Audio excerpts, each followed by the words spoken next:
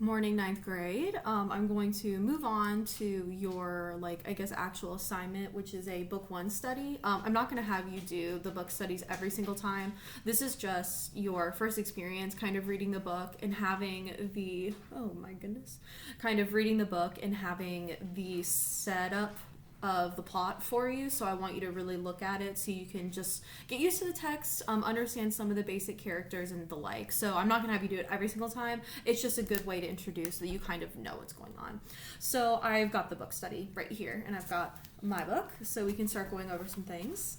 The book study basically goes in chronological order, but if I skip around, I'll be sure to let you guys know exactly where I am.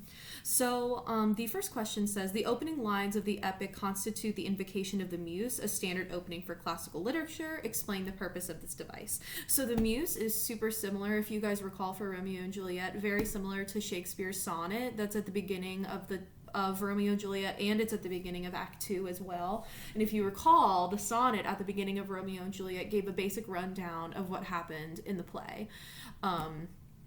Two households alike in dignity, blah, blah, blah. Two star-crossed lovers, take their life, blah, blah, blah. So, you know what I'm talking about. The Muse is very similar. So that is pretty much what the Muse does. It gets us kind of caught up in what's going on in the text. Because if you recall, the Odyssey starts in media res, which is in the middle of things. So I'm just going to start reading from the very beginning of book one. It says, "Sing in me, Muse, and though me tell the story of that man skilled in all ways of contending, the wanderer, harried for years on end, after he plundered the stronghold of the proud height of Troy." So this is saying, like, hey, Muse, why don't you sing a little bit about Odysseus? Why don't you tell us about him? And the Muse is like, okay. So the Muse is just giving you guys a basic summary rundown, which is what the purpose of the Muse is. The Muse says that it's most of the main ones are, it says he saw the townlands and learned the minds of many distant men. He talks about how their own recklessness destroyed them all, about Helios, the sun god, and we will get there. So it kind of talks about how Odysseus, who's supposed to be wise, his shipmates were not wise, and that kind of was their downfall, which is how Odysseus has been trapped all this time, but you'll get there. It then says that her ladyship Calypso, which is the daughter of Zeus, one of the many. It says, clung to him in her sea-hollowed caves, a nymph, immortal and most beautiful, who craved him for her own. So basically, Calypso kidnapped him when Odysseus was, all alone and kind of down on his luck, and, kidnapped him and has been keeping him on her island. I think it's been 7 years. And when long years and seasons wheeling through the part of time. Yeah, it's been, 7 years. And Poseidon is super mad at him. There is a reason for that. But we're kind of getting into question 2. So it says, why isn't Odysseus able to return home at the end of the Trojan War? So the first answer is that, I told you he lost most of his crew because they did not exhibit wisdom, which, remember how he talks about hubris like a downfall? So they were not wise like Odysseus was, so they perished, and Odysseus was able to stay alive. So that's one reason. The other reason is that he is trapped. Calypso, one of Zeus's beautiful nymph daughters, has captured him and basically held him hostage on her island.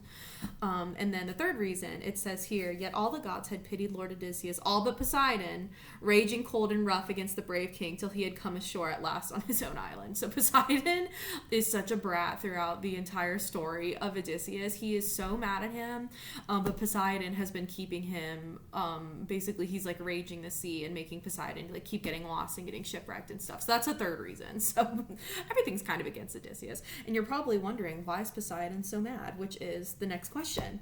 We will get there. So we have left the nymph, her summary, and then we have Zeus in Olympus. It says, in the bright hall of Zeus upon Olympus, the other gods were all at home, and Zeus, the father of gods and men, made conversation. So he's talking to some of the people that had died during the Trojan War, and he's talking to their families and stuff to be what's up? And so he's talking to them. You can see we've got Agamemnon in there, and he's just kind of talking about that a little bit. But of course, Athena, who is Odysseus's BFF during this, she interrupts every time they introduce Athena. They call her the gray-eyed goddess. That is an epithet, and that helps you answer question 3, where it talks about cite 5 examples from the text. So one example is the gray-eyed goddess Athena. So the gray-eyed goddess is called an epithet. They put that in front of important people to characterize them and to mark them. So that is called an epithet, and you can see I do have it labeled right there. That's an epithet. But anyway, Athena's basically like, hey, Dad, Odysseus is still lost, and he's like a hero. You gonna do something about it? So you can see she says here, but my own heart is broken for Odysseus, the mastermind of war, so long a castaway upon an island in the running sea. So she's like, you're talking to all these other people, but Odysseus was like the dude, and he's trapped. Are you gonna do something about it? Because it's your daughter. So yeah, Athena comes in, guns blazing. It says, his daughter will not let Odysseus go, a poor mournful man. So, you know, she's kind of like, are you going to do something about it? And then Zeus. Zeus is called the summoner of cloud. That is also an epithet. Basically, anytime that someone's described like all fancy, that is an epithet. So you can see here, he's described as the summoner of cloud. And it says, my child, what strange remarks you let escape you. Could I forget that kingly man Odysseus? And Athena's probably like, you kind of did. But we are going to get to, why is Poseidon so angry? Poseidon and Zeus are brothers. So Zeus is kind of like trying to pal with Poseidon because Poseidon's like so pissed. So Zeus is like, only the god who laps the land and water, Poseidon, bears the fighter an old grudge since he poked out the eye of Polyphemus, brawniest of the Cyclops. So spoiler alert, Poseidon has a bunch of kids that are Cyclopses. That is a whole nother story. But Odysseus poked out the eye of Poseidon's favorite Cyclops son because the Cyclops was trying to eat him. So, to be fair. But, so Poseidon is pissed about that. He's also mad because Odysseus is traversing the sea, and Poseidon just doesn't like that. He's like, it's my sea. Blah. So Poseidon does not like him. So Zeus is trying to level with his brother at this time because his brother does have command of the sea, and at the time, there really wasn't a lot that Zeus could do because that's not his realm. He says, mind you, he's trying to defend Poseidon. He does not kill the man. He only buffets him away from home. Well, I mean, that's not great.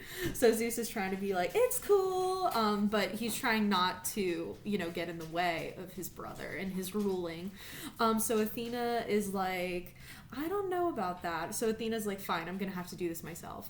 So Athena's plan is that she says, I shall visit Ithaca, which is Odysseus' kingdom, and says to put more courage in the son and rouse him to call an assembly of the islanders. So she's good, because Telemachus, Odysseus' son, is a grown man now. So she's like, fine, I'm going to go talk to him, and maybe he'll figure out how to rescue his dad. So she's going to try to figure that out. Telemachus, unfortunately, is a mess, so we'll get there. But he's not going to be great. And then the third question in question 2 says, who tries to assist Odysseus in returning home and how? So Athena is his bro. So Athena is the one who pretty much orchestrates his rescue. So third question of number 2, Athena. She is kind of the big helper there.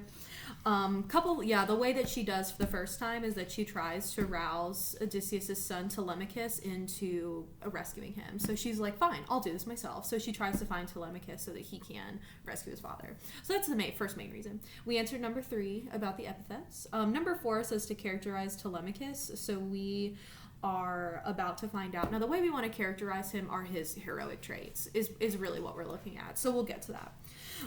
You can see on just the next page, we're introduced to Telemachus. It says, long before anyone else, the prince Telemachus now caught sight of Athena, for he too was sitting there unhappy among the suitors, a boy, daydreaming. So, Athena puts on her beautiful sandals and flies away. She's in Ithaca, and she found the lusty suitors. So obviously, if you guys know what suitors are, there's a reason that Telemachus' house is filled with them. Odysseus' wife, who is queen, is single. So everyone's trying to court her because they all are like, Odysseus, it's been 20 years, he's totally dead. So they're trying to court her. So they've got, suitors are in there, and they're brats, they're jerks. So just to let you know, the suitors are so rude. But they're trying to court Telemachus' mom, and she is not having it. Penelope, which is her name, she is pretty cool. So we'll get there, but I do like the way she handled this whole situation. But she's pretty cool. But there are tons of suitors in the house, and they're super rude. They're trying to marry Telemachus' mom. Awkward. So you can see that Telemachus was sitting there unhappy among the suitors, a boy daydreaming. What if his great father came from the unknown world and drove these men like dead leaves through the place, recovering honor and lordship in his own domain? So he is daydreaming that his father returns home and basically like kills all these guys and gets rid of them because they are horrible. Spoiler alert, that is what happens. So it's not really foreshadowing because it's just not as obvious, but that is exactly what happens. We'll get there. And then he dreamed in the crowd, gazed out at Athena, and then straight to the door he came, irked with himself. Athena's disguised right now. I think we get to her disguise next page, but she's disguised, so it's not like, hey, I'm Athena, what up? Because she can't just like prance around as Athena, so she's disguised. So Telemachus says, "Greetings, stranger, welcome to our feast. There will be time to tell your errand later." So he invites the thief, he invites the stranger into the feast, which is slightly heroic. Hospitality is one of the traits. I'm just writing that down. So hospitality is one of the main traits that Telemachus has that he witnesses. So hospitality is one of those heroic traits that, if you remember the introduction PowerPoint, like hospitality, loyalty, blah, blah, blah. So those are all like important things and important like learning experiences that the book was trying to teach. So Telemachus has a lot of hospitality, and he's feeding this stranger that, he doesn't even know. A lot of this is description, but they have a huge feast, so they've got maids and harps and everything's like, super fancy, whatever. Now Telemachus is going to speak to Athena, who is described. Most of the stuff that he talks about is his dad. So he says, "But he is lost. He came to grief and perished, and there's no help for us, and someone's hoping he may still come." So Telemachus is like, "Yeah, it kind of sucks because they're all courting my mom, and I don't know where my dad is. But anyway, how are you?" is basically what he says. So the goddess Athena makes up like this whole story. It doesn't matter. She makes up the story of who she is. It's not relevant. But then she says, "As for my sailing here," so she makes up this story, but she says, "As for my sailing here, the tale that was your father had come home, therefore I came." So she said, "I thought your dad was here." And she says, "I see the gods delay him, but never in this world is Odysseus dead." So she is trying to push Telemachus in the right direction because he thinks that his dad is like dead. So she's like, "I don't think he's really dead. Only detained somewhere on the wide sea upon some island with wild islanders that hold him captive." So she's trying to be like, "Hey, Telemachus, wake up. Your dad's not dead." Which, I mean, I don't blame Telemachus. I'd be like, whatever, it's been 20 years, so you're probably dead. So she's trying to convince him, like, hey, your dad is, like, definitely not dead. Because she's trying to coerce him into going to rescue Odysseus because she feels bad for him. And she says, "You must be, by your looks, Odysseus's boy." Blah, blah, blah. And then Telemachus replies and says, "Friend, let me put it in the plainest way. My mother says I am his son. I know not surely." And the reason he says that is because Odysseus left when he was just a baby. So he honestly doesn't even know what his dad looks like. He has no idea. So he's like, "Yeah, I guess." And then they talk a little bit longer. So for Telemachus, some of his heroic strategies, he is hospitable, he has that kind of kindness that we're looking for. We'll get a little bit more into it. And then Telemachus continues to answer. He says, "He's gone, no sign, no word of him, and I inherit trouble and tears. And not for him alone, the gods have laid such other burdens on me." So, he has to kind of handle all the suitors. His mom is basically doing nothing, so he has to kind of deal with that too. He says, "They're here courting my mother. Spurn them she dare not, though she hates that marriage." So she is basically like hiding because she's like, "I don't want to talk to them. I don't want to marry them. Goodbye." So she's like hiding. So it's like Telemachus by himself trying to figure all of this out. So Athena, disguised, she says, "Well, you need Odysseus then." So she basically says, "You need him, you need him to come back." And she says, this is where she kind of gives him advice. She says, "If I were you, I should take steps to make these men disperse. Listen now and attend to what I say." So this is her plan. So she says, "At daybreak, call the islanders to assembly and speak your will, and call the gods to witness that suitors must go scattering to their homes." So Athena encourages him and says, "You need to tell these guys to leave. You need to get them out of your house. Then there's a course for you if you agree. Get a sound craft afloat with 20 oars and go abroad for news of your lost father." So she says, obviously she will be following him on the journey, but she says, hey, go find him. So some of the places that she says she wants to go are Pylos, Nestor, and Menelaus. They are not super important, but the things they say are kind of important, but we'll get there. We'll probably summarize it. Anyway, so she says, "I really think this is what you should do." And then Telemachus says, "Friend, you've done me a kindness like a father to a son," which is interesting because it's like, do you even know what a father would be like if you didn't have a father? But that's neither here nor there. And he says, "I shall not forget your counsel." He says, "You must get back to the sea," like blah, blah, blah. And then it says, the gray-eyed goddess Athena says, "Do not delay me, for I love the sea ways," blah, blah, blah. So then Athena leaves. And then when he talks to the suitors, he talks to his mom.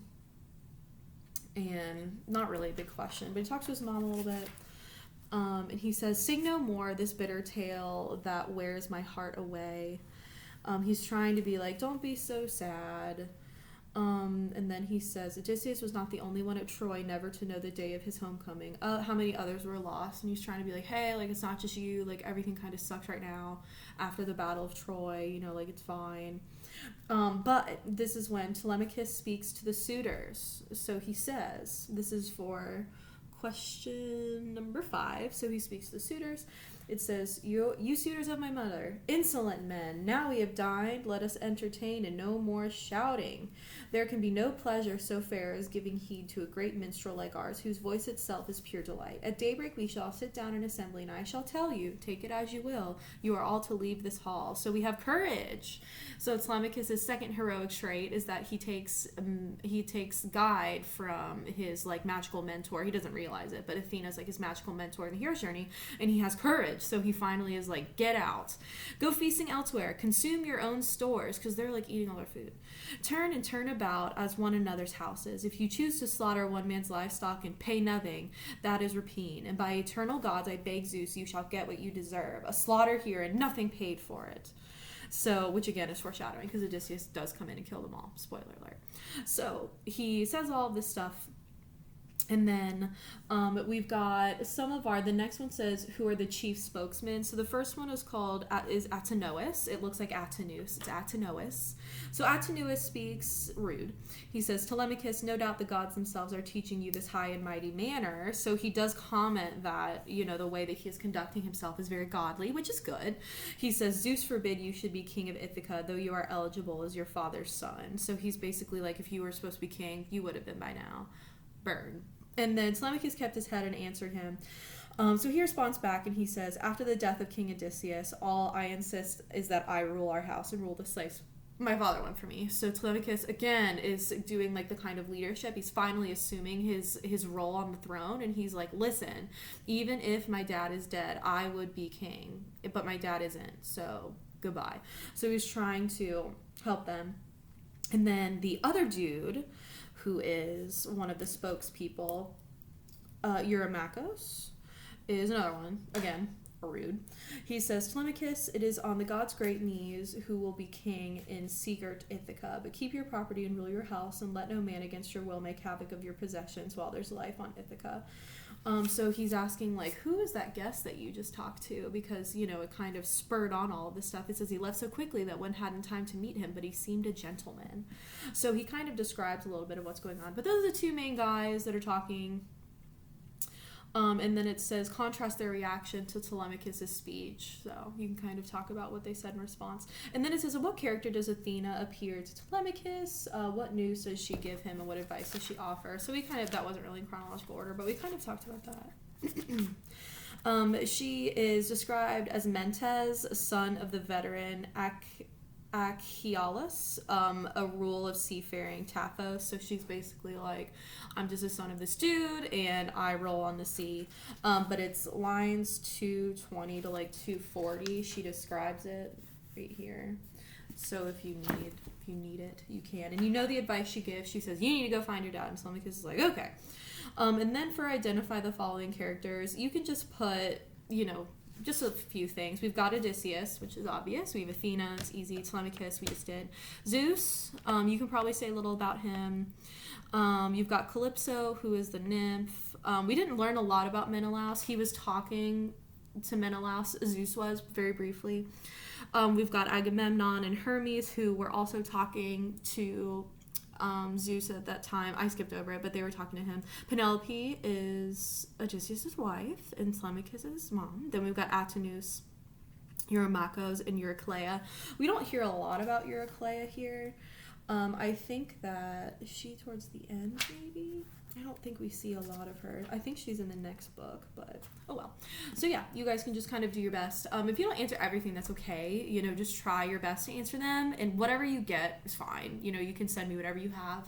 If you're having trouble answering one of the questions, you can just let me know. I'm sure I can help you. But yeah, so that's book 1. This is probably the only time we're gonna do a big book study. Otherwise, it'll probably be a lot quicker. But I thought this would help you guys kind of understand the text, get into some of the characters and the plot, and kind of what's going on. So I'm gonna go ahead and stop this video. It's 20 minutes long. That is incredibly long. So I hope this helps.